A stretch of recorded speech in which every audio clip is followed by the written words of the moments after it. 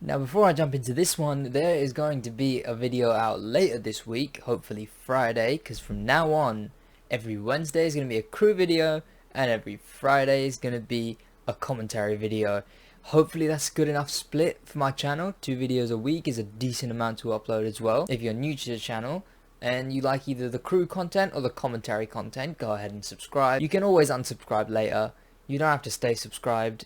You don't even have to turn on notifications. I'm a small channel, just a subscription can help a fair bit. I'm trying my best to put out some good content. And if you're not here for crew content, or if you're here for crew content and not here for commentary content, check out the other sides, you know? You never know what's lurking in those other sides.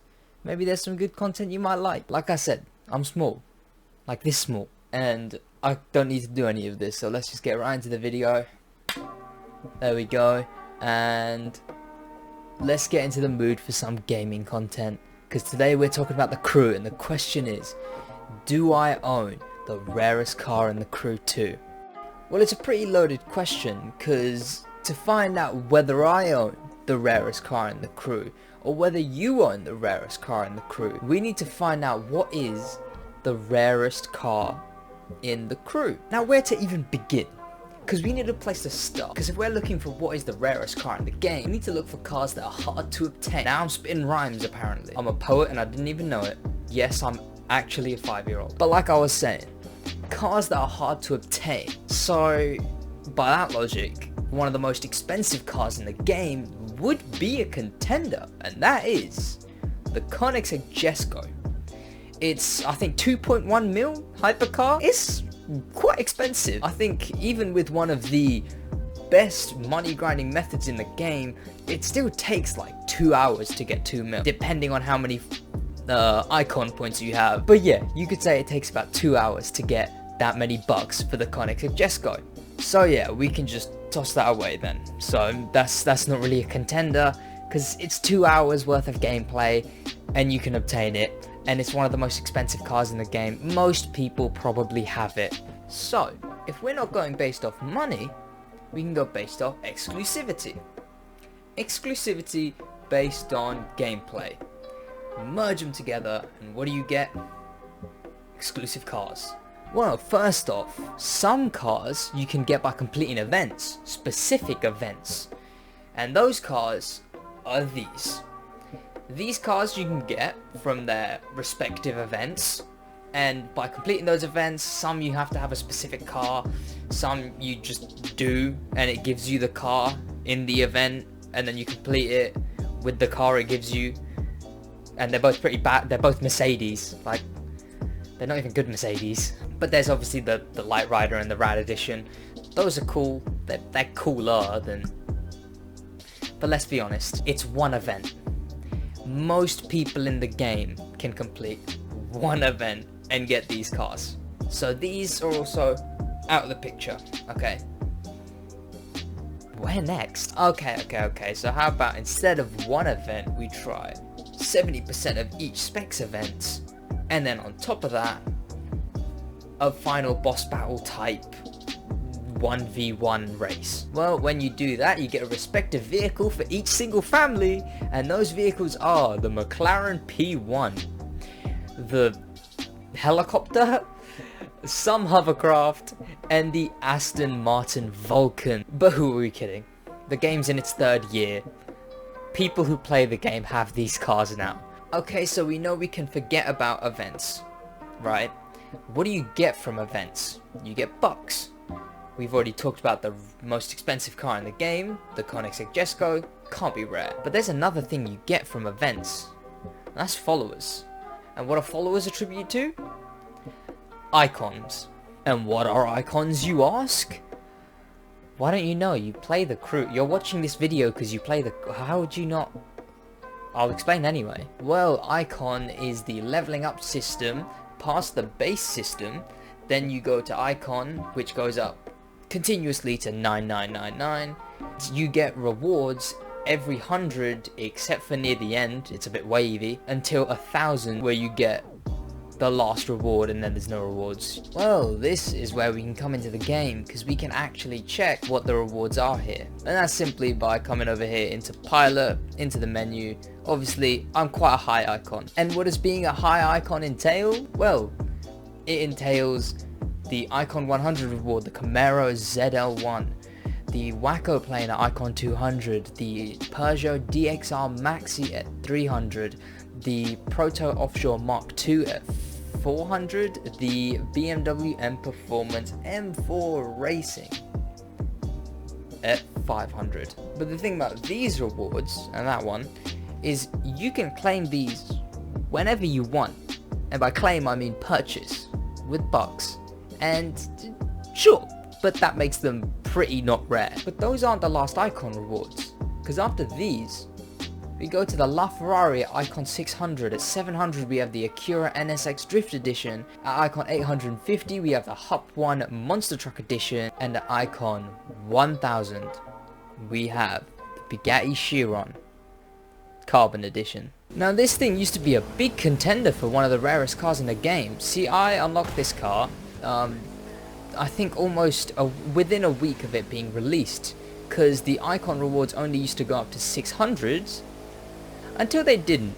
Until they decided, you know what, we're going to add some more rewards, because a lot of people are icon 600 nowadays. So Ivory Tower adds these rewards, and amongst those rewards is the Bugatti Chiron, which is now the highest icon reward you can get in the game. And at the time, if you rocked up with this thing, and even still, if you rock up with this thing with enough low level players, you get a crowd, because this is still one of the hardest to obtain, realistically, cars in the game. But the crew does have 6 million players, and out of those players, 58,000 of them have this car.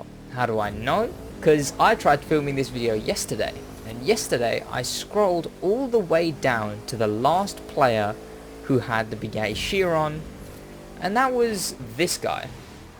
See, he is currently the last player to own this car. Even though he might not have claimed it at the time, he is able to claim it for free, because he is icon 1000. So 58,000 people own this thing, along with the LaFerrari, the Acura NSX, and the Hup 1 Monster Truck. Meaning, unfortunately, as cool and as much of a flex of a car as it is, this is no longer anywhere near one of the rarest cars in the game. And it's a shame, you know, after spending so long trying to get it, now it's just not very rare, because so many people play the crew, and so many people have grinded their way to the Chiron that too many people have it for it to really be considered a flex anymore. Okay, so we can't use bucks for anything, we can't use followers for anything. Well, there's something else. And that is spare parts. No, I'm lying, it's crew credits, the in-game currency that you have to buy. Now, you don't always have to buy this, you can actually unlock it. You unlock 100,000 just from playing the game, and you also can get a lot of crew credits from completing contracts. And contracts are doable, they're daily, and you can either get 5,000 credits from one, you can get 2,500, or you can get 1,500. And Ivory Tower recently started adding cars that you have to purchase via only crew credits in the store. Now, it's a weird move, and I don't like this move. It's not the best for the game, and clearly they've seen people do buy them, so they've started adding more. There's going to be 4 in a couple weeks, but currently there is 3 in the game. Because not a lot of people buy these, they are up there to be kind of rare. In order of release, the Eclipse Star Edition, the Hup 1 Burning Wheels Edition, and the Skyline R34 High Octane Edition. These things, well, these things you could purchase. In fact, the ones I own are these 3. These pictures were taken by me. These are my ones. And well, to be honest, these 3 cars, they are contenders for rarer. And well, there's no really way of knowing how many people purchased either of these cars, and there's a lot of variables that play into this. But for now, we can get rid of these, and we can look at a different type of edition car. That's right, I'm talking about the cars you get from completing the summit.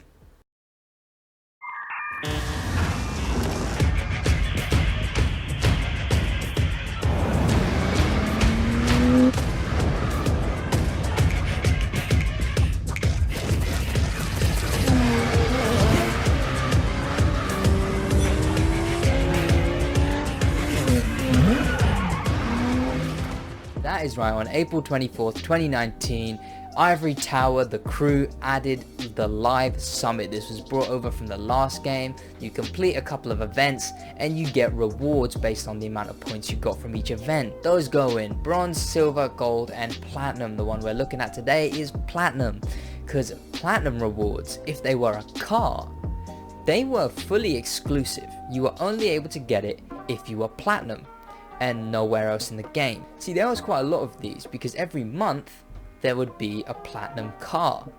But there's been a lot of these cars, and all of these cars you had to be top 3,000 in the world in their respective summits to actually unlock these cars.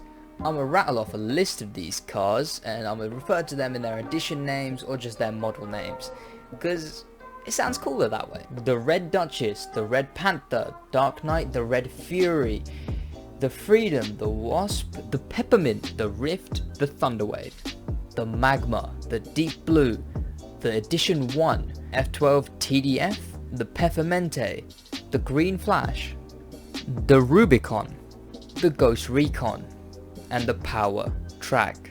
So all those cars you just saw are Summit cars, acquired by the Summit, only for people who played that Summit. However, some of those have a technicality, because some of these Summits came out twice, giving you 2 chances to acquire the car. So although we can't put an exact number on how many people own these cars, the max is 6,000, the minimum is 3,000, but there's no way it's 6,000 or 3,000. It's somewhere in the middle. But yeah, some of these Summits gave you a second chance. And those Summits were the Rising Sun, Untamed Italians, Flying Germans, Road Samurai, and So French. All of these Summits came back out twice. And the cars for those Summits were the Red Fury, the Peppermente, the Wasp, the Dark Knight, and the Magma. All of those came out twice. So those are slightly less rare than the other Summit cars. So now we get to play a side quest, which is the rarest Summit car. Well, if you go on the crew wiki, which has all of the summits documented, we can go down here and see that it goes Rising Sun, Untamed Italians, Flying Germans, Road Samurai, and So French. See, these summits, they're the ones that came out twice. So therefore, since all of the other summit cars are all only for 3,000 players, we'd have to look at the date, defining how rare they are. That means the oldest summit that hasn't come out twice with a car attached to it is the summit for the rarest summit car in the game. The actual rarest summit car in the game is Ghost Road, because that's the next summit with an exclusive car in it. And the Ghost Road summit includes the Ghost Recon Edition Ford Raptor F-150. That I do in fact have the rarest summit car in the game. Now, I never hear this car talked about. I never hear it even mentioned. I never hear it spoken about at all in any way, because no one cared too much for it, and there wasn't much updating going on. So once they released those other summits, they all became less rare, and now this is technically the rarest summit car in the game. See, because I don't know if that makes it the rarest car in the game. Is this a bit late in the video to be throwing a curveball? I don't know, I haven't finished editing. How long is this video? Well, however long this video may be, there's one thing I've been neglecting this entire time. There's another set of challenges you can complete to get a vehicle, to get 3 vehicles in fact, that was added very recently. I'm of course talking about the hobby system.